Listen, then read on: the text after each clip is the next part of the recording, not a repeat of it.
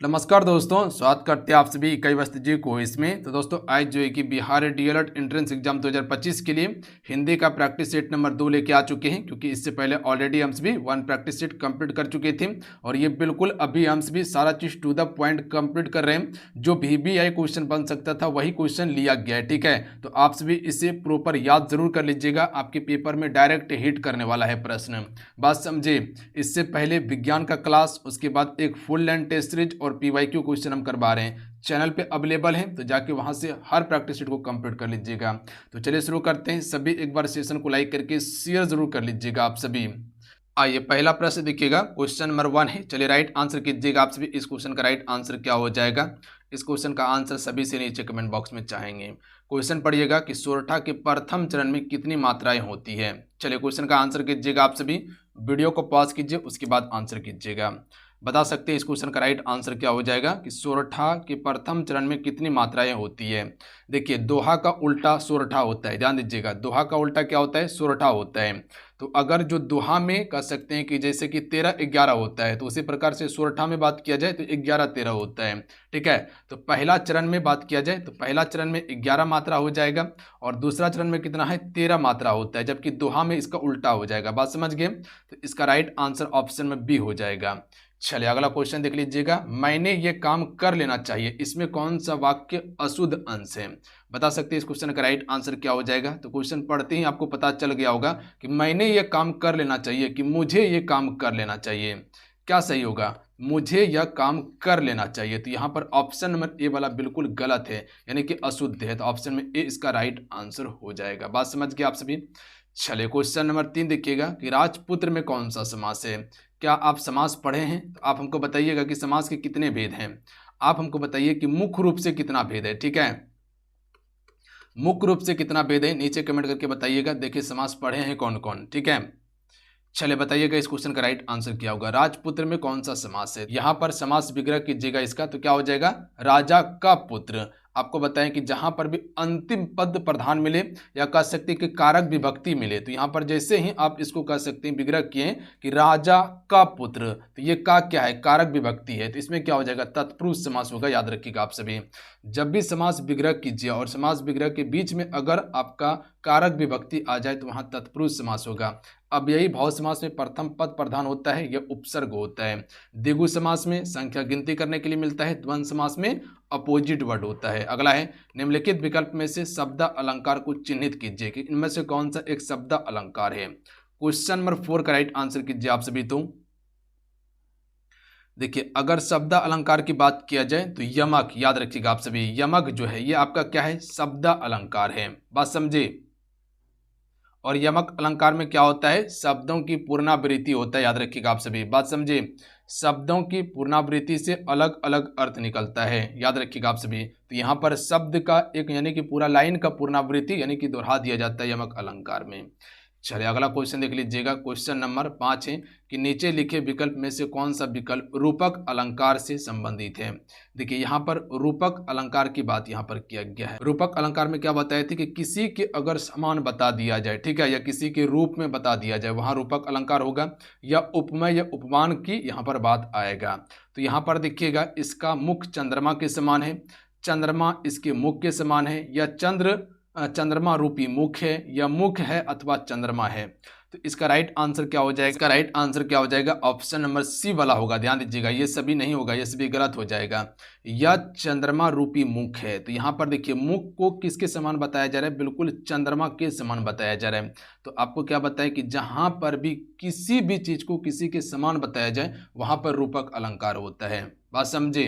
चलिए अगला क्वेश्चन देखिए, क्वेश्चन 6 है। यहाँ पर देखिएगा टाइपिंग थोड़ा सा एरर है, ठीक है। ये आपका पूरा है तरनी तनुजा तट तमाल, ठीक है। तट तमाल बहुछय में कौन सा अलंकार है, तरनी तनुजा, ठीक है, तरनी तनुजा तट तमाल बहुछय में कौन सा अलंकार है। तो यहां पर देखिएगा एक ही वर्ण का बार बार रिपीट हुआ है, ता ता ता, यहां देखिए ता ता ता ता ता, ठीक है। तो इसमें कौन सा अलंकार हो जाएगा, तो आपको क्या बताए थे कि एक ही वर्ण की आवृत्ति अगर बार बार हो तो वहां पर आपका अनुप्रास अलंकार होता है। ऑप्शन नंबर क्या हो जाएगा, ए राइट आंसर होगा। चलिए अगला क्वेश्चन देख लीजिएगा, हिंदी में अल्प विराम का चिन्ह क्या है।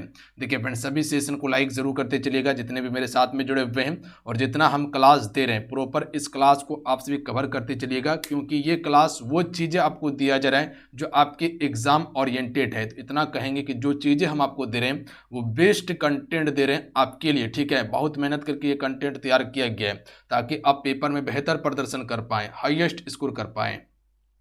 इसी के साथ में आपके लिए हम एक ई बुक भी लॉन्च कर दिए हैं, जिसमें आपको हिंदी का सेक्शन, सोशल साइंस और साइंस का सेक्शन इसमें आपको मेंशन करके दिया गया है।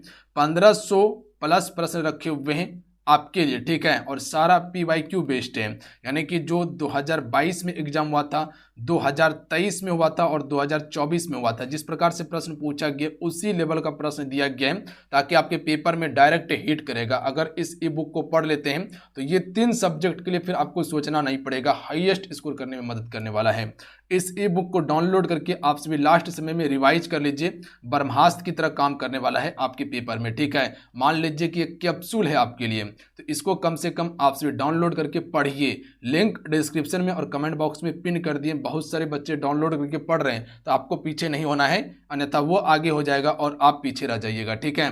तो ये मत सोचना है, बहुत ही कम फी रखे हुए हैं, मिनिमम प्राइस है, सभी बच्चे अफोर्ड कर लीजिएगा, दिक्कत नहीं होगा। ऐसा नहीं कि दूसरा पढ़ के चल जाए, वो बेहतर प्रदर्शन कर पाएँ और आपका हो ही ना, तो ध्यान दीजिएगा आप सभी। तो ये काम आपको नहीं करना है, आपको भी एफर्ट लगा के पढ़ लेना है इसको, ठीक है। बात समझे? तो जाइए डाउनलोड कीजिए, लिंक डिस्क्रिप्शन में और कमेंट बॉक्स में दिए हुए हैं, ठीक है। तो उस पर क्लिक करके डायरेक्ट वेबसाइट पे जाइएगा, वहां से डाउनलोड कर लीजिएगा। देखिए अल्प विराम की बात किया जाए तो ये वाला जो है ये अल्प विराम है। बात समझिए आप सभी, क्या है अल्प विराम है। और अल्प विराम का प्रयोग कब होता है? थोड़े देर रुकने के लिए। जैसे राम, श्याम, जो राम बोले तो राम के पीछे लगेगा अल्प विराम, समझे।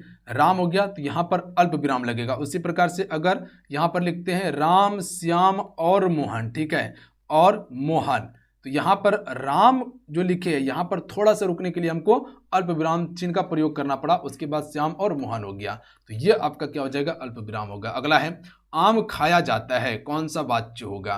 देखिए आम खाया जाता है, यहाँ पर क्या हो रहा है? कार्य हो रहा है। बात समझे? तो यहाँ कौन सा वाच्य होगा? कर्म वाच्य होगा। कर्तरी वाच्य होगा? नहीं, गलत। भाव दिखा रहा है? नहीं। क्रिया? नहीं, कर्म वाच्य होगा, याद रखिएगा आप सभी। देखिए कर्म वाच्य में कार्यकर्ता पर ना पढ़कर कर्म पर पड़ता है, याद रखिएगा। कर्म वाच्य में क्या होता है? कार्यकर्ता पर ना पढ़ के कर्म पर पड़ता है। तो यहाँ पर आम जो है वो क्रिया का प्रभाव डाल रहा है, तो बात समझे आप सभी। तो ये क्या हो जाएगा? कर्म वाच्य होगा कि आम खाया जाता है, आम खाया जाता है। चलिए अगला क्वेश्चन देख लीजिएगा, क्वेश्चन नंबर 9 है कि जहां उपमेय की उपमान में समानता बताई जाए वहां होता है। तो देखिए एक फैक्ट को इसको याद रखिएगा, जब भी अगर प्रश्न आ जाए कि उपमेय में उपमान की समानता बताई जाए तो एक ही चीज ध्यान रखना है कि वहां उपमा अलंकार होगा, ठीक है। क्या हो जाएगा? उपमा अलंकार होगा। उपमेय में उपमान की समानता, तो उपमा यहाँ पर देखिएगा, इसके आगे में भी उप लगा हुआ है, यहाँ पर भी उप लगा हुआ है, तो ऑप्शन नंबर डी टिक कर लीजिएगा आप सभी। बात समझे? चलिए अगला क्वेश्चन देख लीजिएगा, क्वेश्चन नंबर 10 है कि अद्भुत रस का अस्थायी भाव क्या होता है।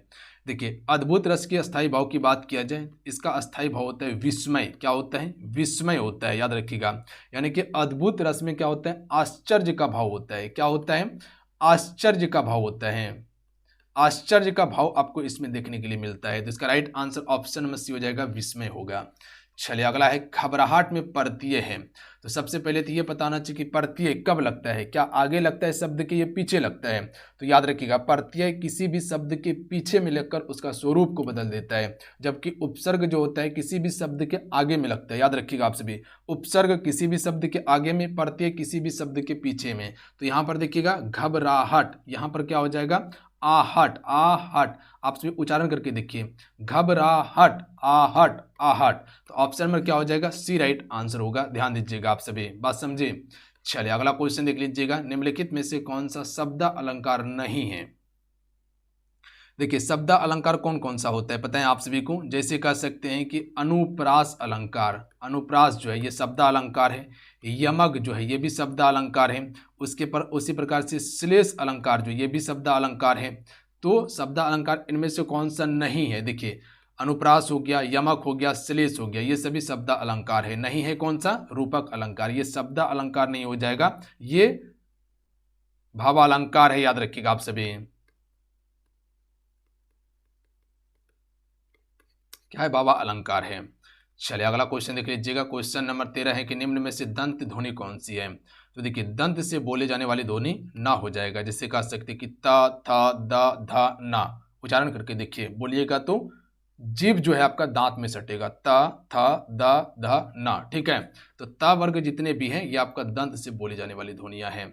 चलिए अगला है, छंद कितने प्रकार के होते हैं? 14 नंबर का राइट आंसर कीजिएगा आप सभी। तो बताइए, तो छंद कितने प्रकार के होते हैं? क्या छंद 2 प्रकार के होते हैं? नहीं भैया, गलत बात। तब 4 प्रकार के हो सकते हैं? नहीं। 5 नहीं, 3 प्रकार के होते हैं। अच्छा, 3 प्रकार का कौन कौन सा होता है? तो पहला आप लिखिएगा, एक होता है आपका वर्णिक छंद। कौन सा होता है? वर्णिक हो जाएगा। अच्छा, दूसरा कौन सा हो जाएगा? दूसरा एक आपका मात्रिक छंद होता है। क्या होता है? मात्रिक। तीसरा कौन सा होता है? अर्धमात्रिक होता है, याद रखिएगा आप सभी, या अर्धसम भी कहा जाता है इसको। अर्धसम छंद होता है। तो 3 बताएं, वर्णिक, मात्रिक या अर्धसम हो जाएगा। तो छंद के कितने प्रकार हैं? 3 प्रकार हैं। छंद का क्या और छंद का कार्य क्या होता है? तो छंद कविता की लय और गति को निर्धारित करता है। चलिए अगला क्वेश्चन देख लीजिएगा। सेशन को लाइक आपसे जरूर करते चलिएगा, जितने भी हैं। क्लास कर लेते हैं पर क्लास को लाइक करने के लिए आपसे भूल जाते हैं, तो ऐसा मत किया कीजिए, क्लास को लाइक जरूर कर लिया कीजिए आप सभी। निम्न में से कौन सा शब्द स्त्रीलिंग है? देखिए, अगर जब भी स्त्रीलिंग की बात किया जाए, जहां पर भी पीछे में ता हो गया या इस शब्द आपको देखने के लिए मिल जाए, वो आपका स्त्रीलिंग शब्द होता है। ठीक है, तो इसमें ता कहाँ देख रहे हैं? ये वाला देखिए, यहाँ ता दिखाई देगा आपको, ये सुंदरता, ये क्या है? स्त्रीलिंग शब्द है, ध्यान दीजिएगा। उसी प्रकार से कह सकते हैं कि गरिमा, ठीक है, ये भी आपका स्त्रीलिंग शब्द है। उसी प्रकार से कह सकते हैं कि मधुरी, ये भी स्त्रीलिंग शब्द है। सुंदरता तो आपको बता ही दिए कि ये आपका स्त्रीलिंग शब्द है, वो बहुत सुंदर है। उच्चारण करके देखिए, सुंदरता आ गई। आ गई क्या है? स्त्रीलिंग है। चलिए अगला क्वेश्चन देख लीजिएगा। निम्न में से कौन सा शब्द पुल्लिंग है? देखिए यहां पर पुल्लिंग की बात किया गया है, तो बता सकते हैं क्या आशा पुल्लिंग है? आशा लगा के बैठी हुई है, ये स्त्रीलिंग शब्द है। तब गरिमा पुल्लिंग हो सकता है? नहीं, गरिमा स्त्रीलिंग है। तब आज्ञा, आज्ञा दी जाती है, ये क्या है? स्त्रीलिंग है। सागर, सागर बहुत बड़ा है, ये क्या है? पुल्लिंग शब्द है, याद रखिएगा आप सभी। बात समझे? जहां पर भी आपको जल स्रोत, पर्वत आदि मिले, वो आपका पुल्लिंग शब्द होता है। चलिए अगला क्वेश्चन देख लीजिएगा। किस शब्द का प्रयोग सदा बहुवचन में ही किया जाता है? बता सकते हैं इनमें से कौन सा शब्द है जिसका प्रयोग हमेशा बहुवचन में होता है, वो एक वचन नहीं हो सकता है? क्या लगता है? गाय, गाय बहुवचन है? नहीं, गाय एक वचन होगा। तब बहन, ये भी एक वचन है, बहने बहुवचन होगा।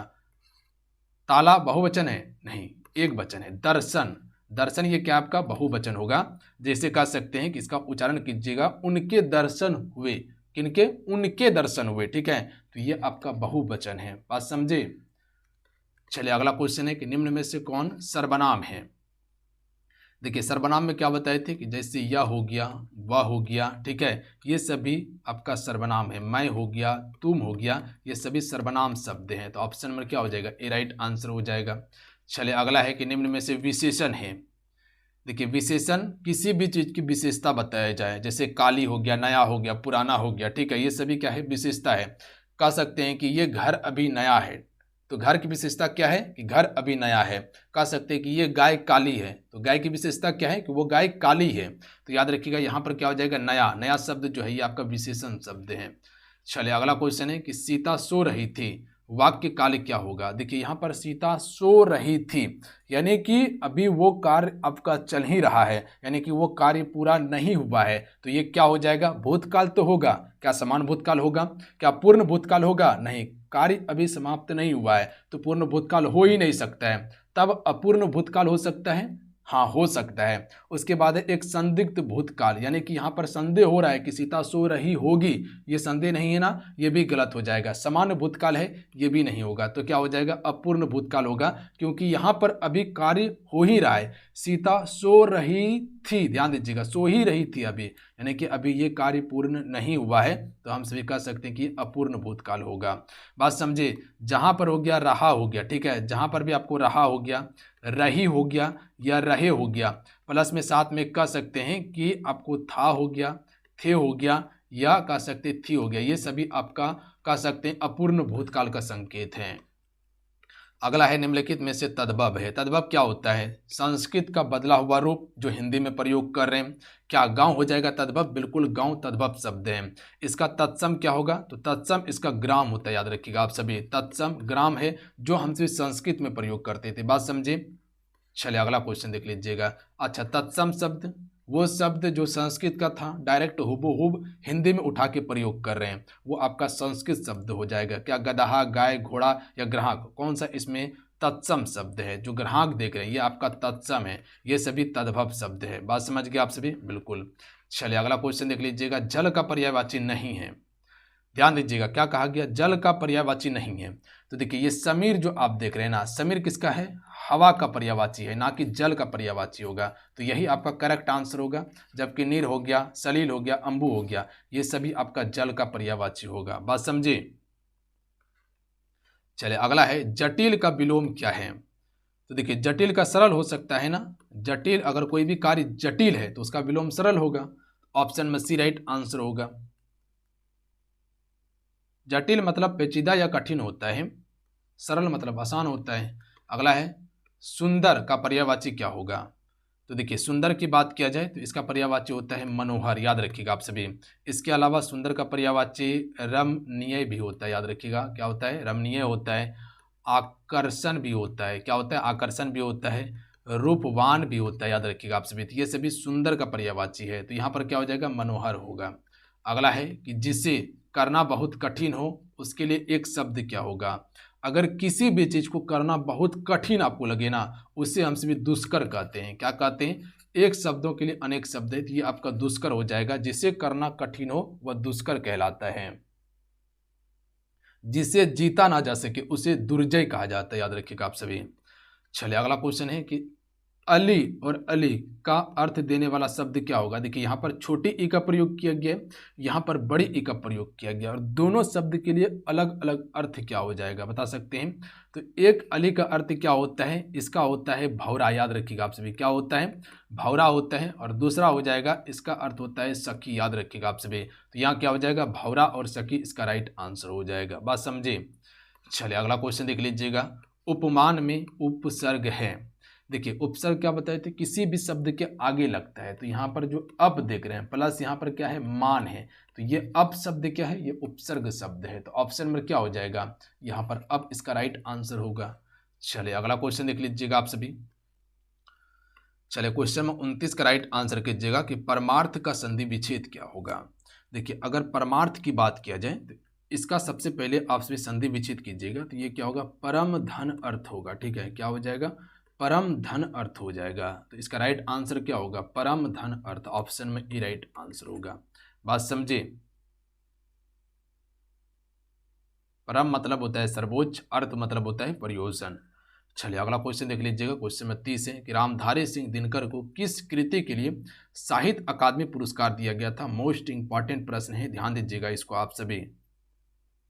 देखिए साहित्य अकादमी पुरस्कार जो दिया गया था ये आपका 1959 में इसे मिला था। कब? 1959 में। और ये किसके लिए दिया गया था? संस्कृत के 4 अध्याय के लिए, याद रखिएगा आप सभी। किसके लिए? संस्कृत के 4 अध्याय के लिए दिया गया था। और रामधारी सिंह दिनकर को हम सभी क्या कहते हैं? राष्ट्रीय कवि के रूप में जानते हैं। याद रखिएगा आप सभी, क्या कहते हैं जी? राष्ट्रीय कवि कहते हैं, राष्ट्रीय कवि कहते हैं इसे। चलिए अगला है कि पद्मावत किसकी रचना है, बता सकते हैं आप सभी। 31 नंबर प्रश्न है और आज का ये लास्ट प्रश्न रहने वाला है। तो ये रचना है जयसी की, याद रखिएगा। पद्मावत रचना जयसी की है, ध्यान दीजिएगा आप सभी। मलिक मोहम्मद जयसी ने इसकी रचना किया था। अवधी भाषा में लिखी गई है। किस भाषा में है? अवधी भाषा में, जिसमें कि रानी पद्मावती और अलाउद्दीन खिलजी की कथा का चर्चा किया गया है पद्मावत में। तो चलिए आज कितना है? आज के इस सेशन में कुल आपको 31 प्रश्न कंप्लीट करवाएं हिंदी का, जो अति महत्वपूर्ण सिलेक्टेड प्रश्न था। इसको आपसे 1 से 2 बार में रिवाइज जरूर कर लीजिएगा आप सभी।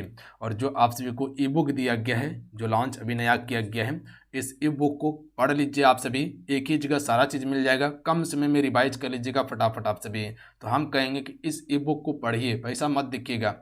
20 रुपया 30 रुपया कोई बड़ी बात नहीं होता है, आराम से जहाँ तहाँ खर्चा कर दीजिएगा आप सभी। अगर इस ई बुक को पढ़ लेते हैं तो हम कहते हैं कि आपको कि 3 सब्जेक्ट के लिए फिर आपको सोचना नहीं पड़ेगा। जो बच्चा पढ़ के जाएगा उसका तो बल्ले बल्ले हैं, आप नहीं पढ़िएगा तो फिर आपको दिक्कत होने वाला है, ठीक है। आप तो सोच के जाइएगा हम तो बना ही लेंगे, पता चलेगा आपसे बेसी स्कोर करके बैठा हुआ है वो, ठीक है। तो बहुत सारे बच्चे डाउनलोड कर रहे हैं, आप भी डाउनलोड करके पढ़िए, पीछे मत रहिए आप, ठीक है। लिंक डिस्क्रिप्शन में और कमेंट बॉक्स में पिन कर दिए। अगर दिक्कत होगा तो बताइएगा आप हमको, ठीक है। कमेंट कर दीजिएगा सर नहीं हो रहा है डाउनलोड, कैसे करना है वो चीज़ आपको बता देंगे हम। मिलते हैं। जय हिंद, वंदे मातरम। जाते जाते वीडियो को लाइक करके शेयर कर दीजिएगा आप सभी। जय हिंद।